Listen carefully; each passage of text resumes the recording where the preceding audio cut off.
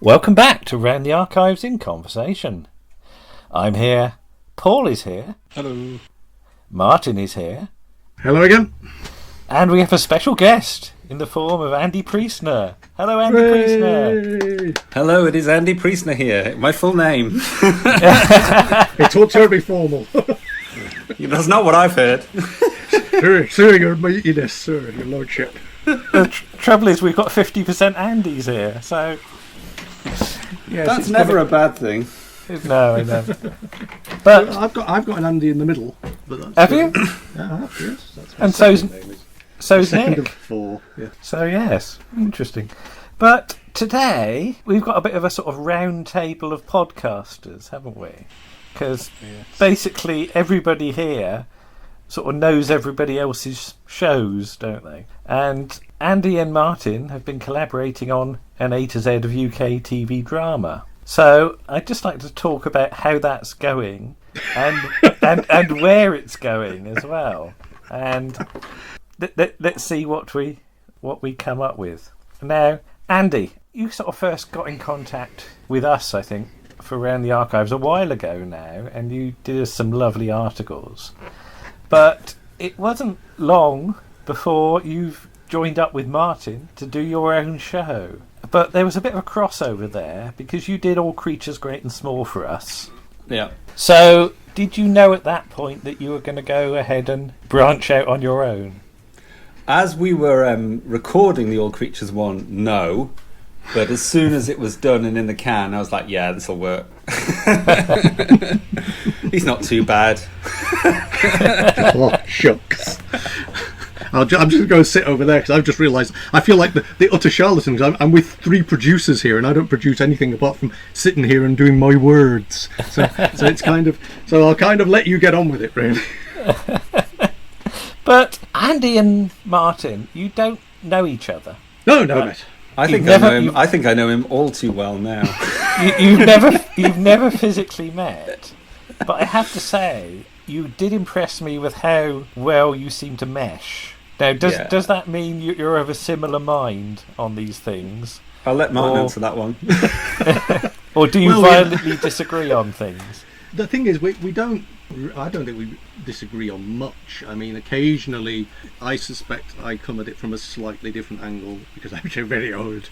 But no, I don't really know. It just seems to work. We end up having these conversations, and they just, I mean, much like we do with these, and somehow we seem to be the kind of people who can just talk about this stuff, and it keeps coming. You know, the one we did.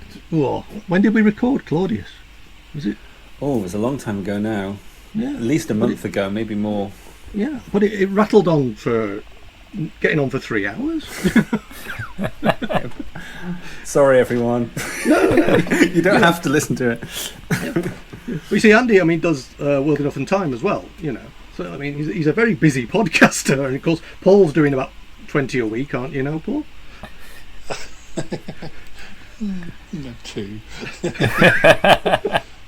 Every time I switch on my phone, I think, Paul's got a new podcast out. Only because I'm releasing easily edited episodes at the moment. But Paul, you obviously do the Shy Life podcast, and I think you've ended up in a similar situation with Toppy, haven't you? In that you and Toppy work very well together, but am I right, you've never actually met?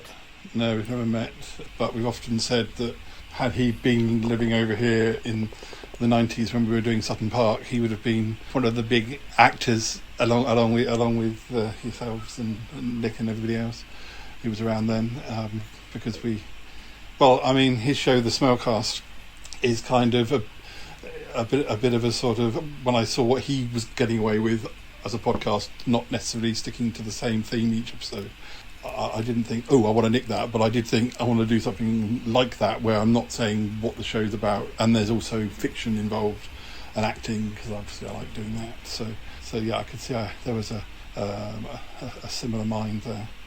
So if we did a round of podcast connections, would Toppy be the grandfather of us all? or the father of you, obviously, but the great grandfather of some of us. You know? Oh, that gets very confusing. Well, is it true that Toppy inspired you to start your own show? Then you inspired us to start our own show, and then possibly we had an influence on Martin and Andy doing their own thing as well. Oh, you definitely had a huge influence on us starting. There's no question. We're happy to talk of it as a spin-off. I think what I realised doing your show was just how hard it is to do a monologue, and honestly, it's just so much easier just having a conversation. Yes. So, and I discovered this again, having forgotten it, doing that piece on the Cleopatras for you. I was like, never again. You heard it here first, folks. But Martin, yes, I mean you write basically essays, don't you? I do for us. Yes, is it the Alistair Cook of Round the Archives? Letter from Derbyshire. It's not quite the same, but yes, we do. I started doing that. It was basically because you asked me. Oh, when was it now? Must be years ago. 3 years ago now. Possibly. Because I've been doing them for sort of two and a half now. And I attempted to just do one off the cuff, and I ground to a halt after about sort of 20 seconds, and was just wanted to crawl under the desk and die. It was just too embarrassing. You know, you just thought, no, who's going to want to listen to me going, oh, and then there was Department S. You know, failed dismally. I'm sure that recording exists somewhere, and it's possibly possibly shouldn't. But in the end, I didn't do a thing then for 6 months. You know, you'd asked me, he was terribly kind, and I just couldn't come up with anything at all. And then I just thought, well, maybe if I wrote it down, which I know is so simple as an idea, but it took me 6 months to get there, which is why I'm not the clever one of the relationship. Oh. But you're releasing A to Z on what, twice? Well, we are at the moment. Twice a month at the moment. I don't think it's going to. I think because obviously other things, life starts to come back into this world. Yeah, bloody hope so. One of the reasons we're doing this is because this was something we felt we could do during, you know, the whole lockdown thing. And in theory, I mean, in practice, I'm not convinced it is or should or be a, you know, but you know, the time factor. We had a lot of free time, basically. And so yeah, we were going to go monthly, and suddenly we find ourselves 4 months in and 8 episodes down. So that's kind of fortnightly seemed to work. I mean, there are other podcasts that go bi-weekly, Paul. You know, there are some weekly podcasts. There are other sort of bi-weekly, and quite a lot of monthly, and there's some daily ones as well. And daily, you know, and fair play to them, you know. But it's a lot of effort. Well, no, effort isn't the word, but there's a lot of planning. I mean, for us, if nothing else, we couldn't watch 12 episodes of any serial in 24 hours and then talk about it. You know, we'd have no time to do anything else. I mean, some of the series we do have got a short episode run. Some of them we just sample episodes. But quite often we decide we're going to talk about the whole, like with Claudius. There was a lot to talk about, and we talked about it a lot. But that's a dozen hour-long episodes to discuss, and there's a lot of material in there. But to find the time to watch it, you know, to find time to watch 10 episodes of anything, you know, when you've got other things going on in your life, means that fortnightly is probably about as tight as it could really get, I think. I mean, there are things that we've planned to do for Around the Archives that we've looked at how long it is and went, no, not this month, and you never quite get round to it. But I'd like to ask all of you, when you come to sort of cover archive TV, how much research do you need to put in, and how much do you actually know just from watching or even from memory? I know everything, obviously. You know it. No, I'm joking. I'm really bad at research because I used to be really good at it. So because I researched for my book so intensively, and I was so determined that they were absolutely right. Now I kind of have the opposite sort of thing, and I kind of like, I should probably have a quick look at IMDb or I should get Wikipedia. So I think my approach now is pretty bad, and I sometimes feel embarrassed about that. But there we go. I think you can actually have too much detail though in podcasts. I mean, there's a difference between a 200-page book and chatting about a show you watched last week. They have a different job to do really, and ultimately, when you've got transmission dates and various when VT and unless it's specifically that kind of podcast, it probably wouldn't serve its purpose. I mean, the thing about World Enough and Time is that you actually play off the I don't know anything, I know everything thing, and it works beautifully, Yeah, because Alex always pretends she knows less than she does. Well, we're all playing characters, aren't we? Yeah, to a degree, I think so. But I mean, actually, what I just said about not researching isn't strictly true. I mean, I did get the old classical texts out for the I Claudius episode, but as you will hear. But yeah, it's fun. It's a funny balance. I think we're also really interested more in themes than in production paraphernalia. Is that true, Martin? I think so, yeah. I mean, we're more the unfolding text than the complete history, if you like. Yeah. But what about you, Paul? When you come to do something for us, do you pick shows that you know a lot about, or do you just choose things on a whim? Sometimes I think I know, because I tend to go for weird shows that aren't so much discussed within our usual gang of fandom. But when I record with Nick, it's always good because he's like a walking Wikipedia. He knows dates and actresses' names, like bit parts and everything. So I don't really have to research that much. I mean, there's an article coming up, a 2-part article coming up, where really I think I'm just the linking man for his knowledge, because I there's only a couple of the stories that I really, really rate and really, really like. So I know a lot about that one story. So you'll notice that when that article comes out, when it gets to that story, I'm like, oh yes, and this is. And then I've seen that one. And the rest, but I've seen them all, but I can't remember them. No. But Nick does remember everything. He's very good. So. Well, I find these days with binge watching stuff, I can watch a whole series and think, right, I've seen all of Public Eye, but actually, if someone asks me a specific thing about a specific episode, it's gone. I mean, when and if we do come round to doing Secret Army and Tenko again, I'm going to have to sit down and watch them again, because despite the fact I've watched them all and done the articles, a lot of it's just gone. The other thing that doing this has surprised me is how much telly I didn't even know about. Despite the fact I've sort of been interested in it for as long as I remember, there's loads of shows I've never even heard of. The other unfortunate thing I've discovered doing the TV drama pod is that every DVD set that was previously in cling film not cling film, you know what I mean? What's it called? Whatever. Wrap. That everything that I've had to break open for this, I should have left on the shelf in the film.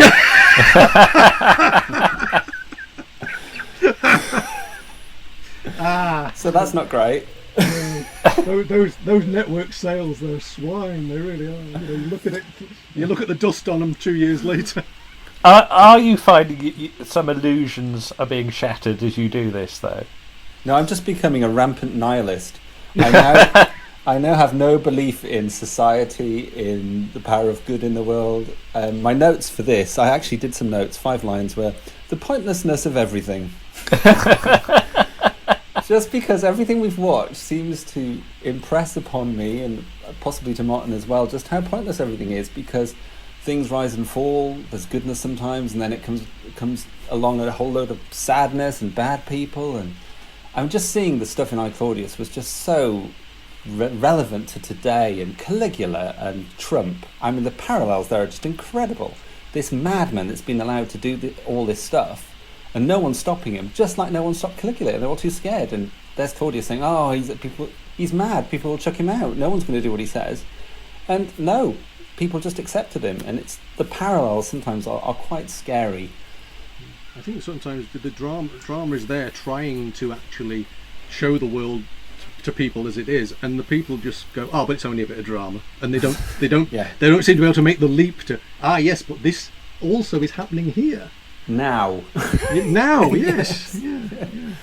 Which is a bit of a shame. I mean, the other problem I suspect is because it's all archived, we are time shifted quite often, and sometimes we find we're talking about stuff that, well, no one else maybe has been talking about in 10 years.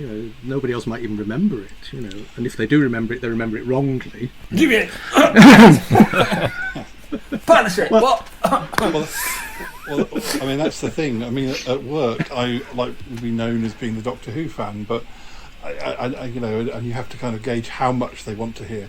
But then, amongst loads of other Doctor Who fans, I would feel that, I can't remember the actress who played so-and-so. It's like, well, so I'd get nicking. And so it's sort of, it really does depend on what your audience is. When you're doing a podcast, you're perhaps somewhere in the middle.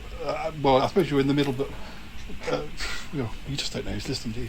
No, but Andy's in both worlds here, in both camps, because we're doing the not Doctor Who stuff on our podcast, but you're also doing a Doctor Who podcast. Yeah. At the same time. Well, in a parallel universe, really. Which I never thought I'd do, and I always kept away from Doctor Who for the longest time, which is why I ended up doing all those DVDs for those different series. Yes. Because I'd stuck away from it and became an expert in the other things. And now it's a great surprise to me and delight that I'm doing a Doctor Who podcast. Do you get much feedback from Doctor Who people? Yeah, quite a bit. Just nice stuff, really. I just love the fact that I'm doing it with a woman. That we've got a point. Do they still have there as well? Yes, in Doctor Who fandom. Darlings. And I just think it's great. But what's funny, Alex being Alex, sometimes like I'm pointing out the feminist stuff and she's like, oh no, that passed me by. And I'm just like, what? But no, it's just really good to have a different voice on these things. And that's the only thing I slightly worry about TV Drama Pod, is that sometimes it's two old white men talking about stuff. And therefore, let's hear some other people, Well, we have sort of talked about that, haven't we? It's kind of like, oh yeah, oh dear, and then you think, well, what else can we be apart from we get somebody else in? Yeah. The trouble is about doing lots of different series, like Around the Archives does, is that I might spread my knowledge wide, but you find as you go about your business that every show has a fandom that knows more than you do. Every show, whether it be some of the ones like the Aussie soaps that I like, or sort of Dark Shadows or whatever. I mean, Dark Shadows has a massive fandom. It always did in America, but now it's over here as well. And there are people that at one point I was one of the few people I knew who knew about Dark Shadows. Now I just feel like I'm lost at the bottom of the pile again. But you're not ever claiming to do a Dark Shadows podcast specifically, don't you? No. If anything, it's kind of like a sampler, isn't it? You're introducing people. I mean, to be fair, Round the Archives has cost me a fortune. Because I'll just see how much that costs. I'll have some of that. That's strange because we run Round the Archives. It's cost us a fortune too. So I don't know where all the money's going. Well, that's because you keep getting these contributors who just sort of do shows. You think, I'd forgotten about that one. Yeah. And then you watch one episode of Shoestring. Well, yeah. What's wrong with Shoestring? Nothing wrong with it. It's just that too much else to watch. Well, that is the trouble. We operate on a monthly basis, and I'm amazed we can get it out once a month, if you'll pardon the expression. I'm pleased I was there for at least one innuendo. Hey. But yeah, if we had to do Round the Archives on our own, I think we'd get about one out every 6 months. Seriously. So the fact that we can sort of have got a team of people, because you called me a ringmaster the other day, didn't you, Martin? It's your Rico Ross impression. Yeah. Please no.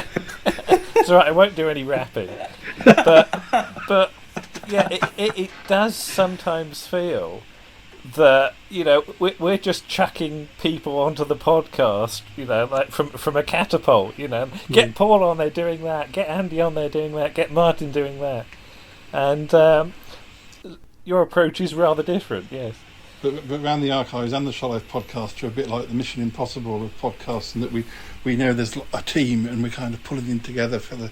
I've got lots of different people that I record with, and do different types of episodes with, and sort of similarly, you've got lots of different people who can do different types of articles. You've done some great interviews. I always point people at your interview episodes. I just think that they work really well. Strangely, out of all of it, I know you do lots and lots of different things, but the ones that always I remember is that there was the was it your friend when you were in the restaurant and you were just chatting about life? Yeah, about 6 months ago. Lovely episode. Tom.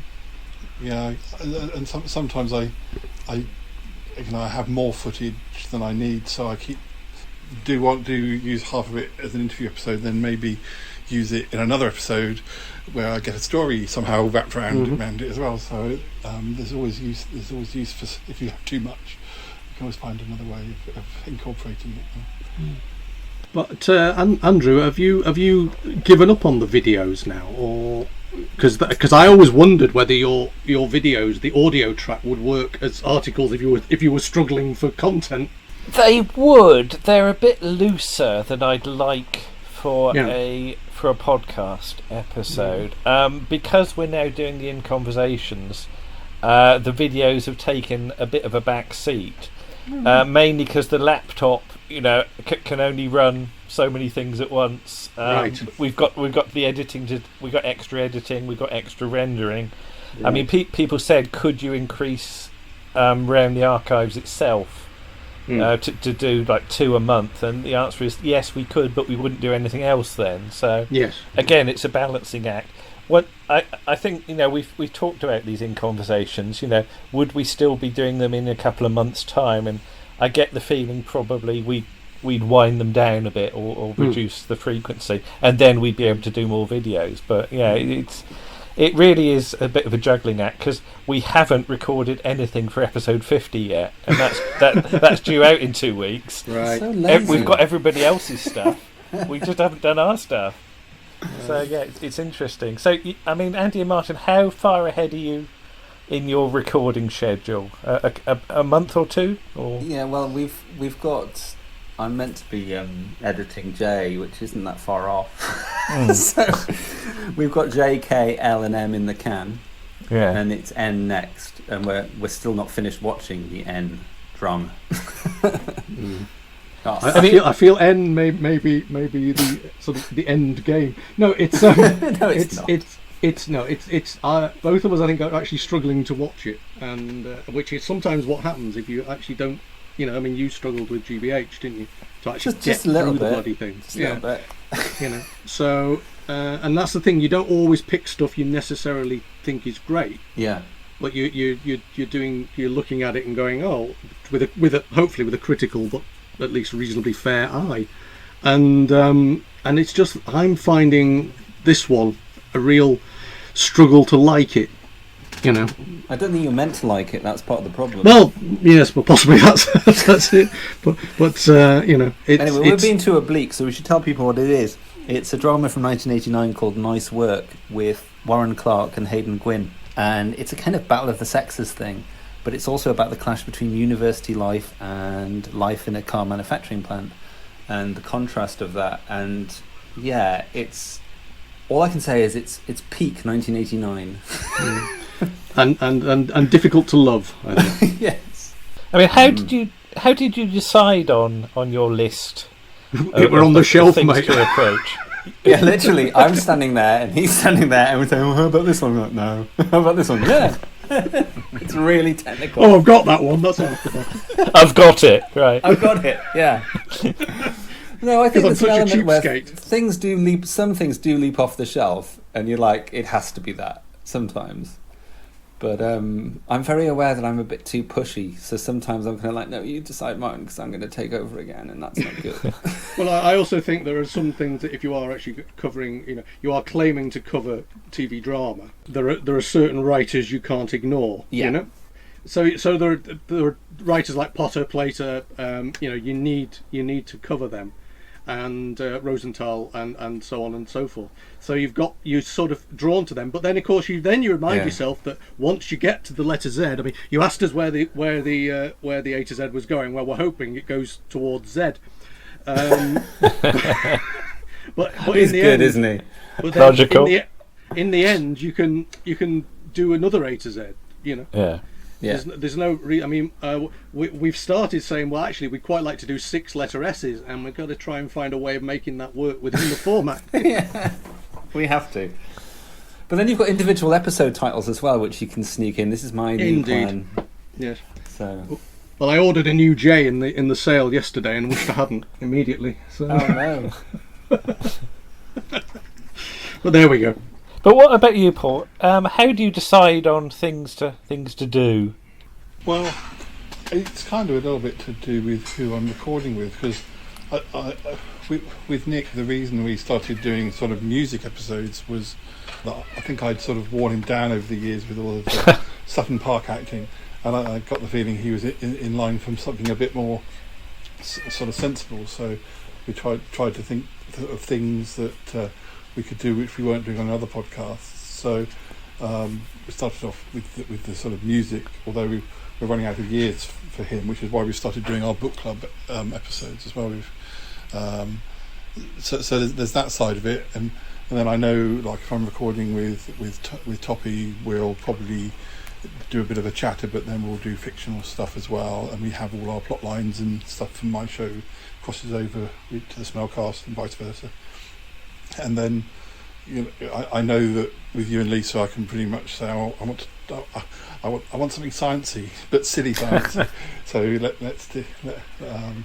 So I know I can pull you in for pretty much contributions with anything. And yeah, so different people have different sort of associations. You know, Martin and I have done. Well, we did the songs of James Bond, but we've also done some early 1960s stuff, which I know that sort of music-wise, which I know that Nick can't really talk about. So neither can I. But hey, you know, we wing it. I think we did. So you find that's my approach to everything. You know, just make it up as you go along. Yeah. So.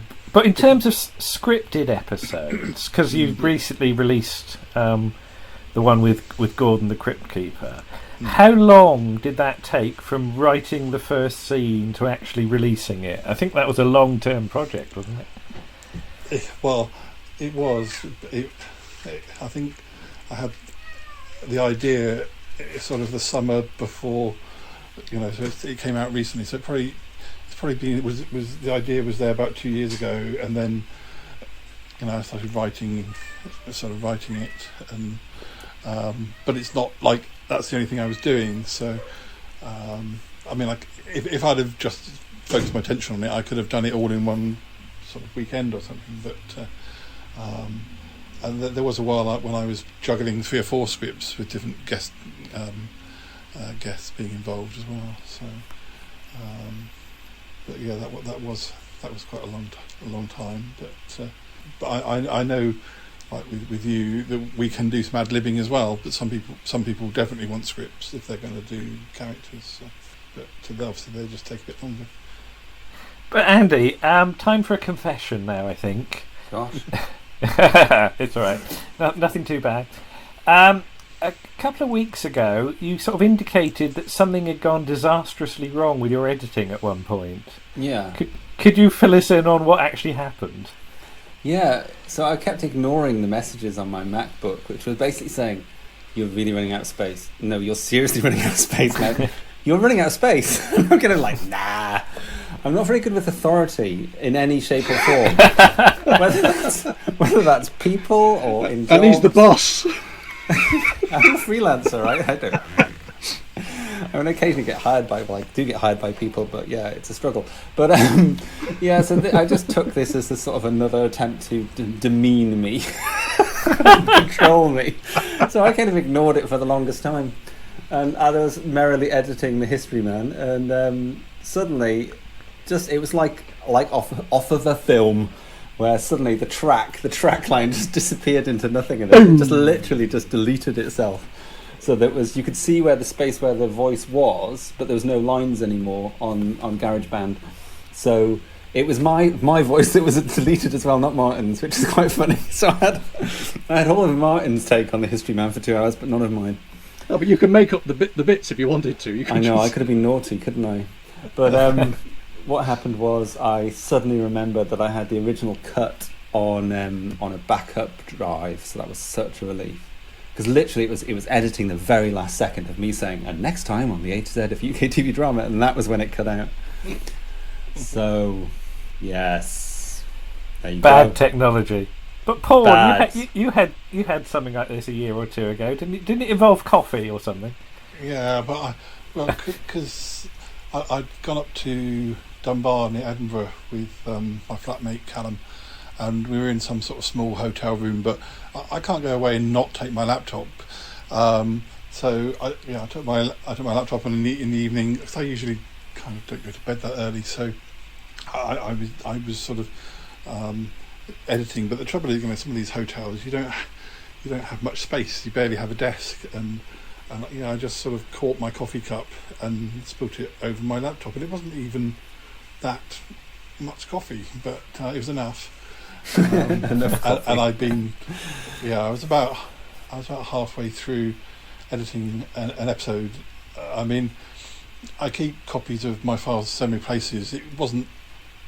That was annoying, but it was just what projects that were on there. In the end, though, dropping coffee on my laptop became the theme of an episode where Paul gets depressed because he's editing an episode and he's dropped coffee on there, and all the regulars have to kind of G him up into, come on, Paul, you can get this back together. So I came up with quite a nice episode. So, and I've done this before when I've had problems or things have gone wrong. If I can turn it into a positive thing. I mean, years ago I deleted some really good photos I took on holiday, but then I wrote a story about a man whose memory, like, he deleted some photos and he deleted his memory as well. So I turned that into a quite good short story I liked. So as long as I can turn a bad thing into a good thing, then I don't cry quite as much. We don't have accidents. We have opportunities. Yes. Sod off. You caffeine fueled podcast. But you mentioned about making backups there, and both Andy and Paul, you've got, shall we say, the librarian gene, haven't you? Oh, dangerous ground there. Yeah, but do you find that anything you've learnt in that area sort of encourages you to keep copies and file things away properly, or not? Me, no. And in fact, in my career, if people used to say to me, "You're just not like a librarian," I'm like, "Thank you, good." So I always took that as a badge of honour that I wasn't like a librarian. No offence to you, Paul. If you're more like a librarian, I don't know whether you are or not. You don't seem much like one, I have to say. At home, my DVDs are higgledy-piggledy, so I deliberately don't have a librarian's DVD collection. We see mine are in A to Z order, so I don't know.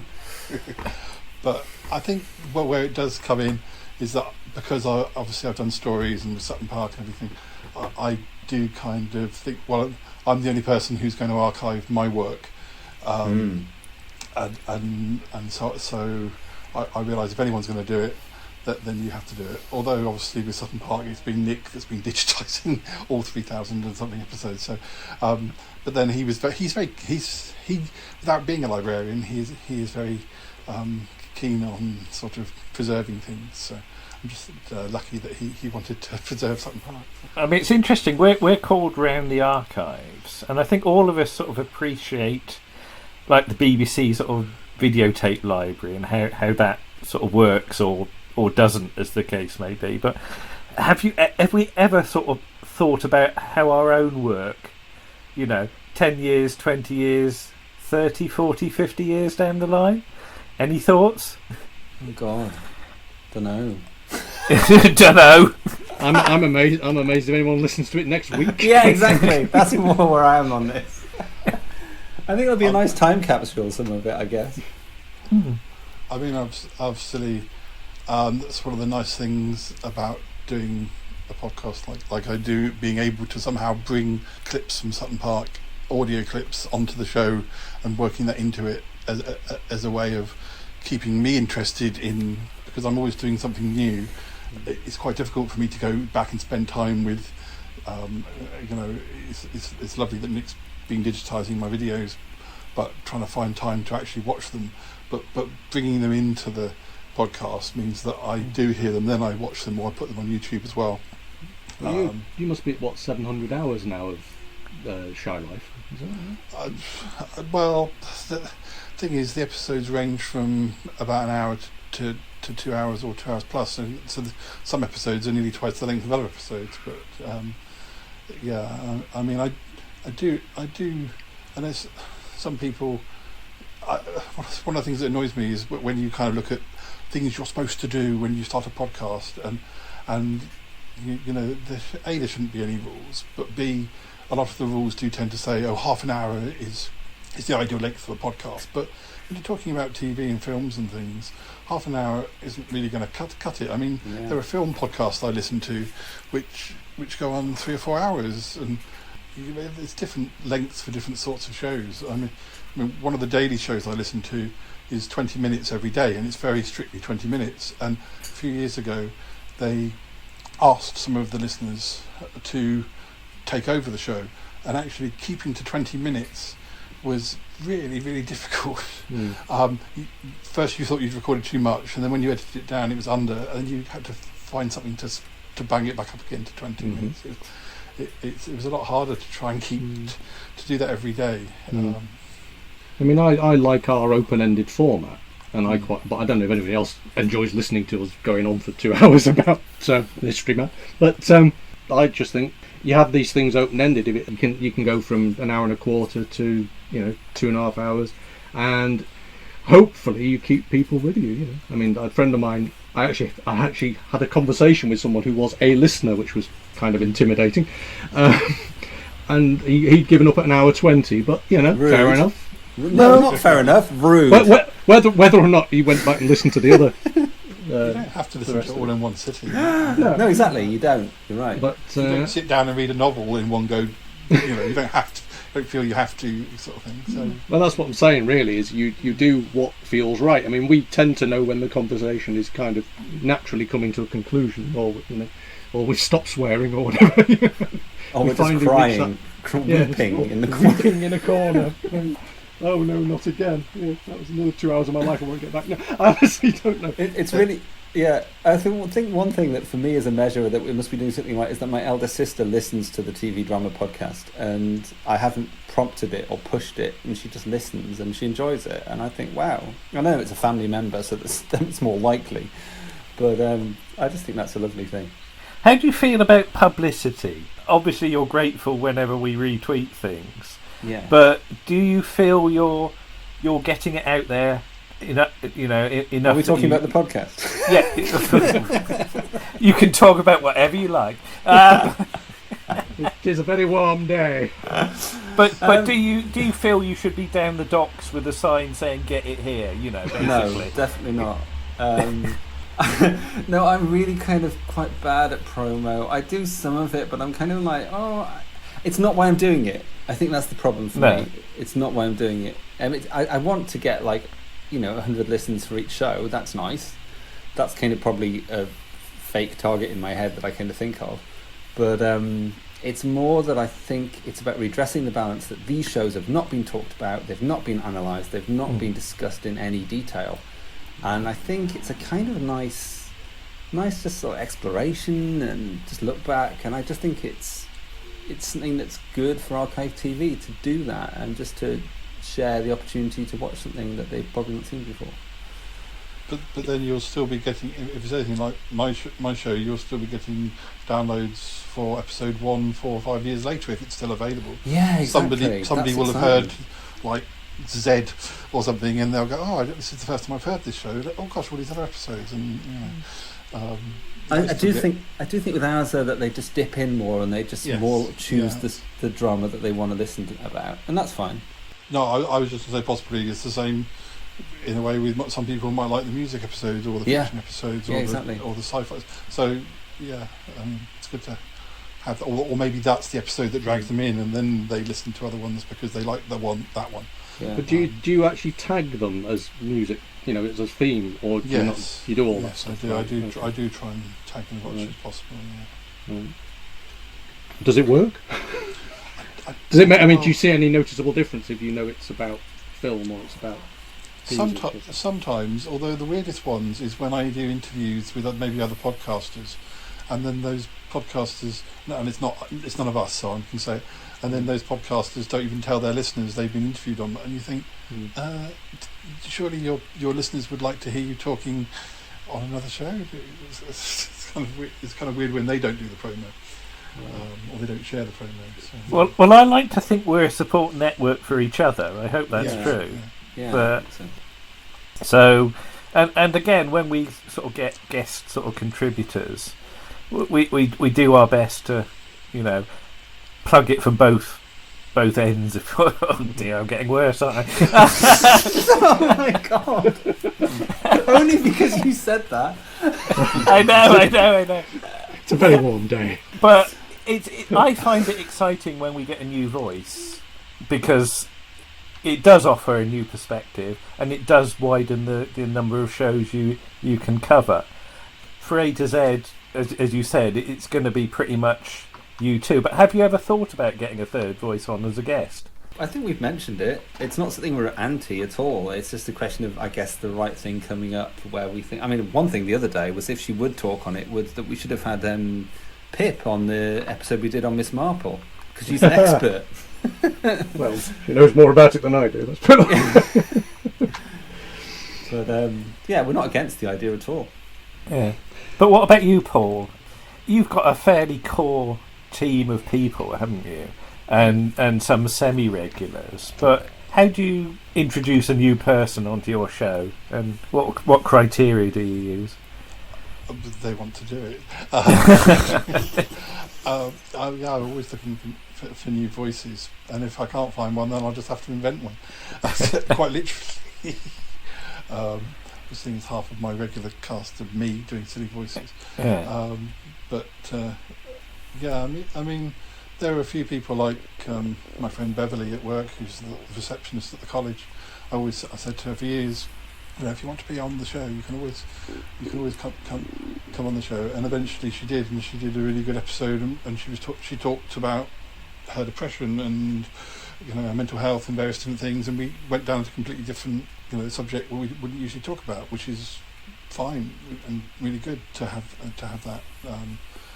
She want, but obviously I would never say to somebody, I want you to tell the listeners all of your demons. But in this case, that was what she wanted to talk about, and it was made for a good episode. But I never quite know what I'm.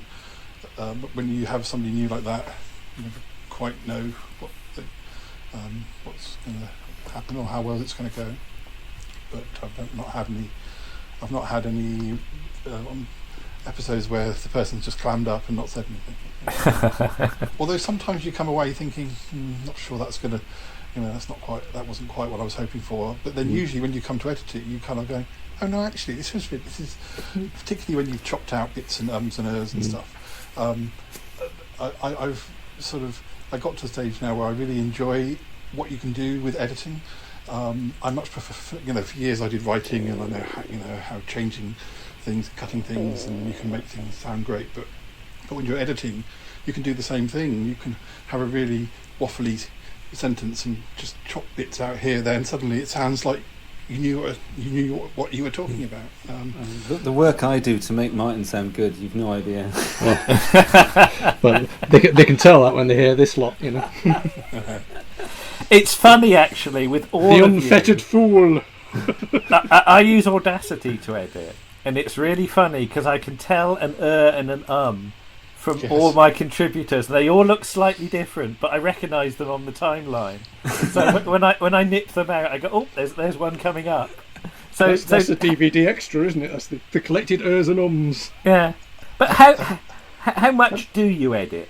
do you take out a lot? Because this in conversation is fairly freewheeling. But what about you? Yeah, I take an awful lot out. Yeah, just to tighten it up, really. And if I go, you say I'm leaving that in. yeah, of course. So you know what it is now. But no, we leave all Andy's in because they are gold. Of course. whereas all my actual words get removed. Not true. No, it's just tightening it up just to make it just go a bit faster. And sometimes we will find ourselves in a cul-de-sac and think, well, actually, but then I have the casting vote on that. So Martin probably has completely forgotten what I've cut of him. Yeah, absolutely. Yeah. I mean, this is the thing I was going to ask you all, because you're all, like, say, producers. Have you ever rejected an article out of hand, or rejected an item, or just decided to cut an entire chunk of something? Well, I do remember, and Paul was there. So it's his fault. I love how he was trying to bring Paul in then, wasn't he? And Paul was there. It wasn't. He did it. Wolves did it. No. I did balk when I received the season 17 piece that Joe, Nick, and Paul did, which I'd said do about 20 minutes on season 17. And I said that'll be about right. So that's for the 1979 episode. And then I opened the file and put it on the timeline. And then I looked at it and went, that's twice as long as just the whole episode. Because it was about 3 hours, wasn't it? Oh my God. So I've still got the material, but I've no idea quite what to do with it. Of course, I was sitting there from a producer's point of view ting, oh gosh, we're going on quite a bit. How are we going to? Of course, I wasn't saying it, but I was thinking, oh blimey, how are we going to use all this? I mean, you just give it back to Paul, and he'll do a two-parter on it.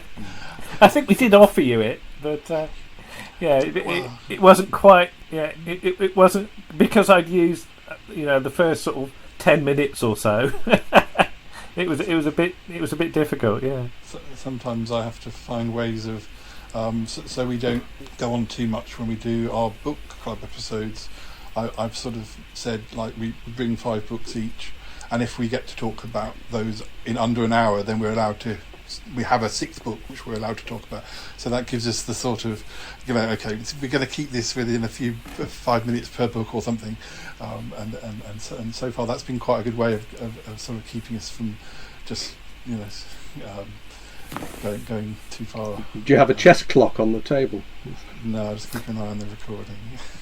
So I know that, because you do sometimes have that ticking noise in that actual clock.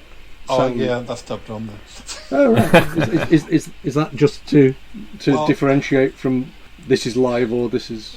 Well, no, sometimes it's when I'm doing the fictional episodes to make it sound like, in my head, I've got different rooms. So there's like a living room clock, or there's the laboratory sound effect for when we're in the laboratory. Obviously, I'm still sitting in the same place recording all of it, so it's just the sort of... Well, I know why you do it, because you've got 2 audio tracks, like one from you and one from me, and they've got different atmospheres, haven't they? So if you stick a clock over the top, it sounds like we're both in the same room. Yeah, that's also another reason. Yes. Well, in the Gordon the Crypt Keeper episode, there's the scene when we're supposed to be in the cottage garden, and we both recorded our bits in our living rooms or whatever. So I got some outdoor sound effects and put it over the top, and hopefully I sort of was balancing it so it sort of disguised the fact as much as possible that we were sitting in our living rooms. Oh, Paul, I've never asked you this sort of live, and it might not mean a lot to Andy, but tell us about the peepers, how you did the peepers, because did you have to redo them recently? Well, the peepers are frogs, and they live in real life. They live in the part of America that Toppy comes from, and he often has the peepers in his show. He does an episode where he records them because he likes to do soundscape episodes sometimes, and I sort of thought a few years ago, it'd be really nice if Toppy supposedly sent some peepers over to Ick, because Ick being an alien, he's fascinated by everything. So we've had the peepers in various episodes they were kidnapped once by a lot of aliens, and yeah, recently I can't remember what happened, but I lost. It might have been when was it the coffee? Yeah, might have been the coffee instance. I lost the file that Toppy had sent me with the peepers on, or originally it had been part of a much longer file, but luckily he still had it and was able to send me it. But, I wish we could lose the bloody Caliac from our show. My God. Spin off. What's not getting our own show? Someone else can make it. One of the things I will say is two examples, because you're both here. What's nice is that when I've recorded things with Martin and I've recorded things with Andrew, but it's the things you get which are unsolicited, as it were. So, when Andrew, you sent me Ethel. Yes. From 1992, and you just said, I'm sending you some files. And also Martin sent me lots of voices and things, and I like to think that I'm kind of a suppository for sort of there's a part of you that wanted to do these voices, and it gets out of your system, and you know that I'll be able to use them. So. Isn't that a repository rather than a suppository? No, I think I know what I mean. A bit of both, probably. It depends where you put the files. No, They don't like it up 'em. They don't like it. You've got to do something when you're editing. That's an episode I've actually listened to as well. I enjoyed it. There you go. But yes, now you said that, Andy, have you much of a sort of an acting background? What do you think? No. But have you ever felt the need to do some more silly voices? Because Paul would be a very good place to do them.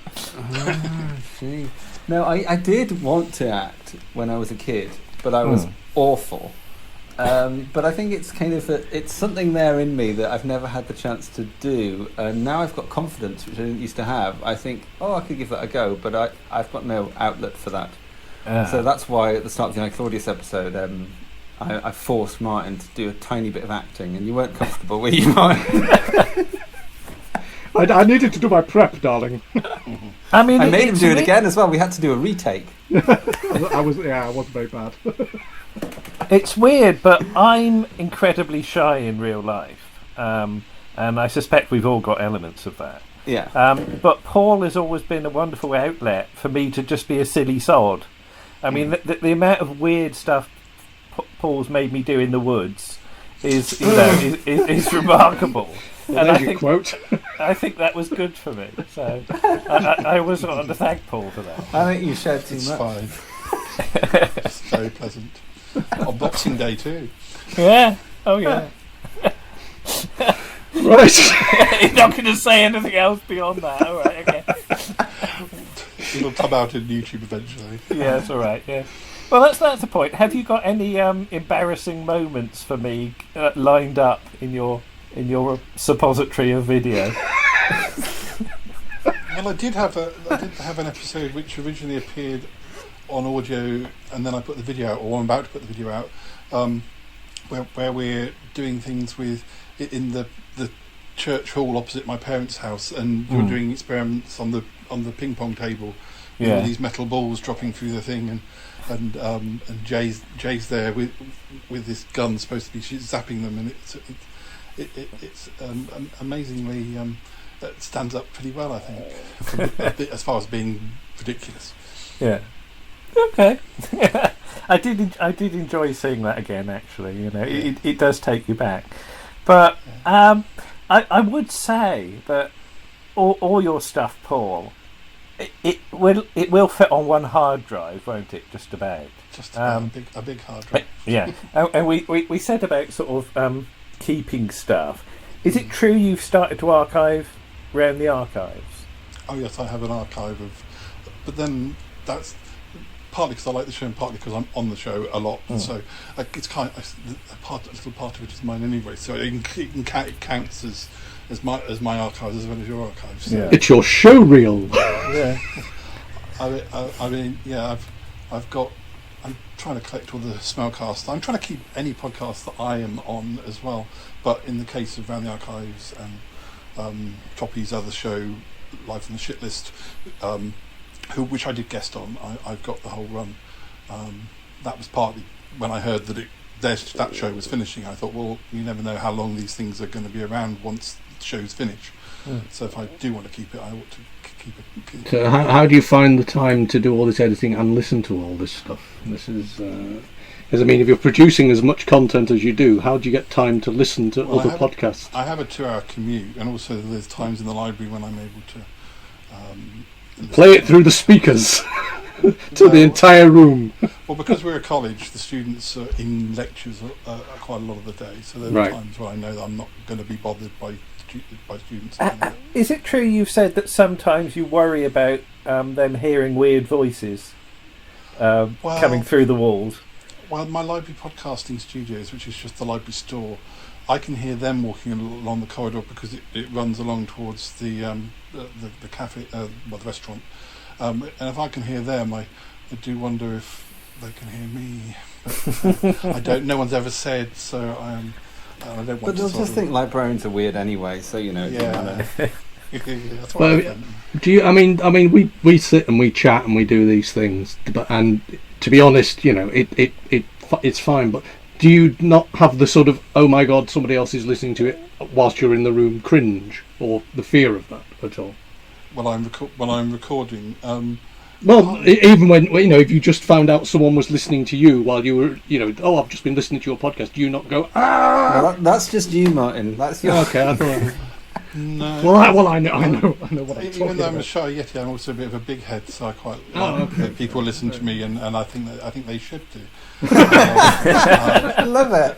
And so I've never. And in fact, they should be forced to. Yes. I've never been shy about. It's like, when I did my poems and did sort of my actual shows at the Poetry Cafe and things. I was always confident that my poems were worth performing. I'd heard other people perform poems which I didn't think were as good as ones I'd done. So, okay, well, but they've got it's fine for them to perform them. So it's also fine for me to perform mine. So I never felt, oh gosh, I'm going to read this poem. I was like, right, I think this poem's worth you hearing. You see, I keep thinking that one day we're going to do A to Z live in a theatre somewhere, and I'm just going to have to hide under a table. You can do. I'm happy to be in the limelight. I could get what do you call it, a Muppet made of me. As long as I can hit it. Well, I bet switch fingers and I've got to have my drawing hand. Will you be like the Mr. Sin of the podcast? Oh God. Oh well, there's a reputation to have. But Andy, Yes. you said about possibly doing a second A to Z. Do you think A to Z's an unending format, or I think it will last forever. Conclusion? Last forever. Last forever. Eternal. No, I don't know. It depends. You don't know what's going to happen in your life, do you? But it's just really hard for me to see at the moment, just beyond anything, just because I've got absolutely no work. So it's kind of terrifying. I mean, I'm writing a big book about the work I do. I said do. He's learning. So hopefully I'll get some money back off that for this time, and that should lead to other work as well. But it's just, I've got my first bookings for 2021, work bookings. So that's kind of exciting, but also, my God, that's a long way away. So it's literally surviving. But I'm lucky in the sense that further on in life in terms of mortgage and all that dull stuff. So, it's not as terrifying and appalling as it could be. But do you think there's a third podcast format in you, Andy, or not? You've done Doctor Who, you've got A to Z. Martin and I have talked about something, but we kind of think our mental health probably isn't good enough. Why? What do you think I should do, Andrew? You tell me. You sound like you've got something lined up for me. No, I just think that the four of us here make quite a nice sort of square of formats. Yeah. In that, we'll cover anything old telly. It doesn't have to be drama. It doesn't have to be comedy. People can do what they like. You and Andy have got a very more focused approach, which really allows you to go into detail. That, you know, an article for us is half an hour or 40 minutes sometimes. You can do 2 hours just on a single subject.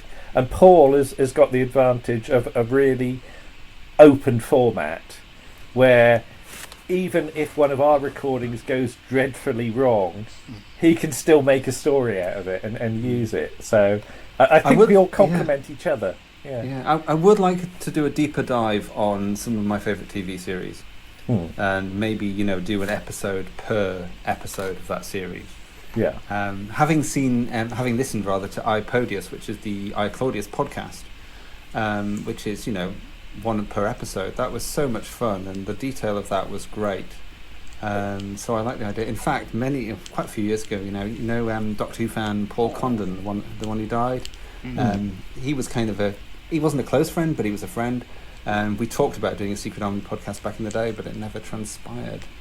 But yeah, gosh, because I do wonder. You've got your Doctor Who podcasts, but I don't really know of many other shows which have got regular podcasts. I think there was a Goodies one. I think there was a one about the Bill. And there was a Dad's Army one that you sort of pointed me at a couple of years ago. Yeah, and I think somebody was doing one about Howard's Way. Oh, wonderful. I was almost writing a book on Howard's Way once, but then I decided it was too meta, it was too ridiculous to achieve. I mean, I even talked to Stephen Yardley and Jan Harvey about that. Anyway. But ding! Ding! Yes! I had to get one in. I got 2 in from money. And I know Abby very well. Yeah. So Andy, we're recording this on Thursday.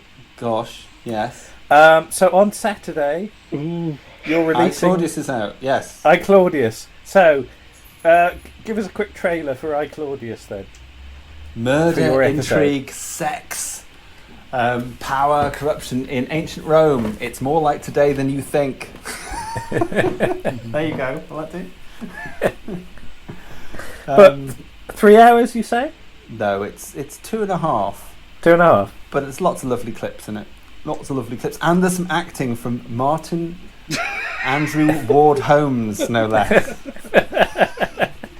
Not hyphenated, darling. Does Martin agree with that description? Well, acting might be a stretch, Well, definitely. to be fair, the acting only is in the first 3 minutes, so you can turn off after that.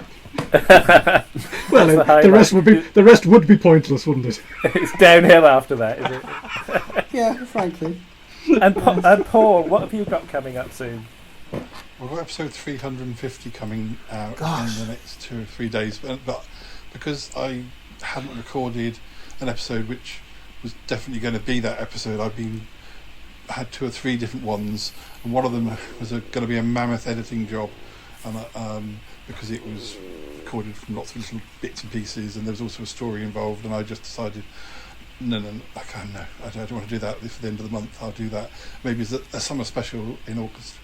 But I got quite a good episode for episode 350, which is again another fictional one, but a one that's easier. But on Saturday as well, I'm taking part in the Pride 48 live streaming event, where all the shows on Pride 48 that want to are doing a live show, and luckily, because I'm the only UK show, I get to choose a slot which perhaps they would rather not choose in America. So I get to do my show at 4 p.m. over here.